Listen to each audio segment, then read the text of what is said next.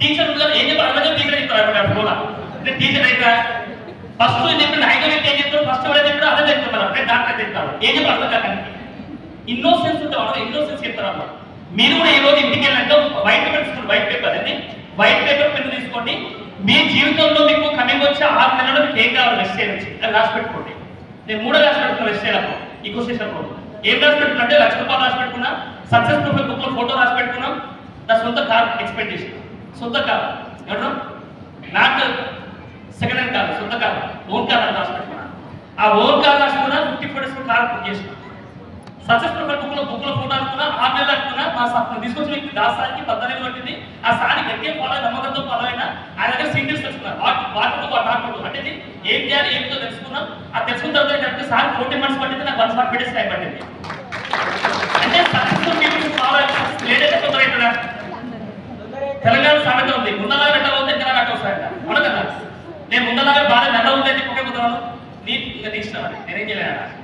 అట్లా ఓపెన్ చెప్తున్నాను కదా అందుకే డ్రీమ్స్ రాసుకుని ఏమంటారా ఫస్ట్ స్టెప్ ఏంటంటే డ్రీమ్ రాసుకోండి నెక్స్ట్ మన బీటెక్స్ తెలుసు అందరికి అవన్నీ అంటే 4 బేసిక్స్ అంటే ఏమంటాం 4 బేసిక్స్ అంటే బేసిక్స్ అంటే ఒక ఇల్లు కట్టప్పుడు ఎంత పునాది ఉండాలి మనకు పునాది గట్టి ఉండాలి మెత్త ఉండాలా ఏ ఉద్దేశం పునాదికి పిల్లర్స్ కట్టమంటే ఆ పిల్లర్లలో మనకి ఏం కావాలి మేజర్గా పునాది స్ట్రాంగ్ లేకపోతే ఏమవుతుంది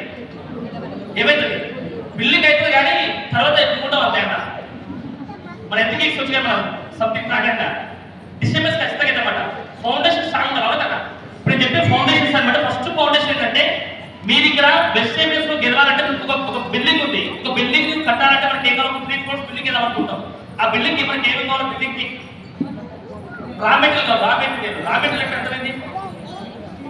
ఇసుక కావాలి సిమెంట్ కావాలి ఇంకా సీట్ కావాలి ఐరన్ కావాలి ఇంకా వాటర్ కావాలి లాస్ట్ ఇవన్నీ ఫిక్స్ మేస్త్రి కావాలి వర్కర్స్ కావాలా కదా రేస్ట్ అవన్నీ చేసుకోకపోయింది డ్రీమర్ అంటే గుర్తుపెట్టుకోండి ఇక డ్రీమర్ చెందిన భాషలో అంటే ఇల్లు అంటే ప్లాన్ చేసుకుంటాం ఏమనుకుంటాం ఒక 6 months లో 8 months లో ఇల్లు కంప్లీట్ అవ్వాలి ప్లాన్ చేసుకోరు ఎగ్జామ్ చెప్తున్నాం నెక్స్ట్ దానికి ఏం కావాలా రా మెటీరియల్ కావాలి ఇంకా రా మెటీరియల్ అంటే నేమ్ లిస్ట్ అంటే ఏమంటాం నేమ్ లిస్ట్ అంటే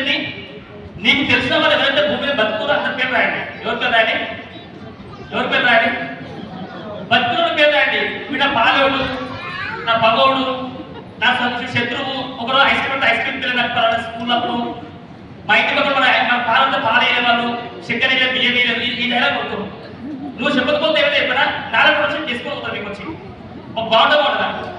హలో నీటిలోకి వస్తే బాగుంటుందా మీ ఊరు నీటిలోకి వస్తే బాగుంటుందా వేరే నీళ్ళకి వస్తే బాగుంటుందా సింపుల్ వర్డ్ అంతే మీ ఊళ్ళు నీటిలోకి వస్తే బాగుంటుందా వేరే నీళ్ళకి వస్తే బాగుంటుందా మీ ఊళ్ళు నీటిలోకి వస్తే బాగుంటుందా వేరే నీళ్ళకి వస్తే బాగుంటుందా బాగుంటుందా ఈరోజు శంకర్పల్లికి నాకు తెలుసుకునేది ఇక్కడ శంకర్పల్లి ఉన్న టీం ఎవరైతే ఇక్కడికి వచ్చినో ఒక నా చుట్టం లేడు ఇక్కడ నా ఫ్రెండ్ లేడు నా పక్కన లేడు పక్కన లేడు చుట్టుపక్కల లేడు ఇవ్వాలి నాకు తెలుసు ఇక్కడ నాకు కాలేజ్ పెట్టుకుని ఇక్కడ ఇవ్వలేదు ఇక్కడ కానీ ఫేస్బుక్ లో పరిచయమైన వ్యక్తి ఎవరు ఫేస్బుక్ 2016 ఫేస్బుక్ లో పరిచయమైన వ్యక్తి ఈ రోజు క్రౌడ్ అయ్యాడు హలో ఫేస్బుక్ లో పరిచయమైన వ్యక్తి క్రౌడ్ అయ్యాడు రికగ్నైజేషన్ తీసుకోబోతుండ్రు నెక్స్ట్ వ్యక్తి స్టార్ అయ్యాడు ఆయన స్టార్ అయ్యాడు చెప్పరా చాలా వండర్ఫుల్ స్టార్ ఏది చెప్పాలంటే మా మిస్సెస్ క్లాస్మేట్ మేడం రజిత అని ఈ ఏదో రజిత బాగుంటుంది మా ఆయన కోడు మీరే సస్తం చేయడు మా ఆయనతో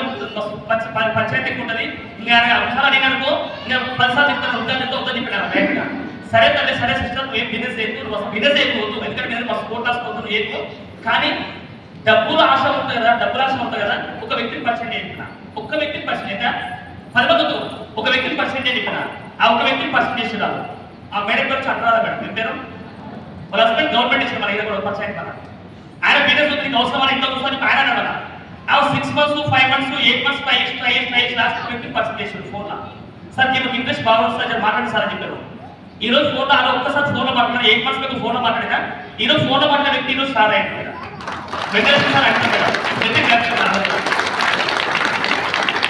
ఎందుకు చెప్తున్న మాట మీకు స్పెషల్గా నేమ్ లిస్ట్ రాయడంలో పవర్ ఉంటుంది నువ్వు నేమ్ లిస్ట్ రాయకపోతే ఏమైంది హైదరాబాద్కి వచ్చి మేము వేసుకొని పోతున్నాం హలో మీరు నేమ్ లిస్ట్ అందరి పేరు రాయాలా కొంతమంది పేరు రాయాలా అందరి పేరు కొంతమంది పేరు రాయాలా శుద్ధమైతే ఏం రాయాలి దేవుడు బతుకమని చెప్పి వదిలేస్తావా నల్ల వదిలేస్తావా బతికుంటే పేరు రాయని పక్క ప్లాన్ చెప్పండి అంటున్నాం అందుకే దీని ఏమంటే నేమ్ లిస్ట్ చెప్తే ఏమంటున్నాం ఆ నేమ్ లిస్ట్ ఎట్లా రాయాలి ఇప్పుడు వాడిని తెలుసా పక్కన పెట్టండి ఎవరికైనా ప్లాన్ చెప్పండి. ఈ రోజు టీం మొత్తం చెప్తున్నా కదా 36,286 మంది పీపుల్స్ ఉన్నారు ఈ రోజుకి.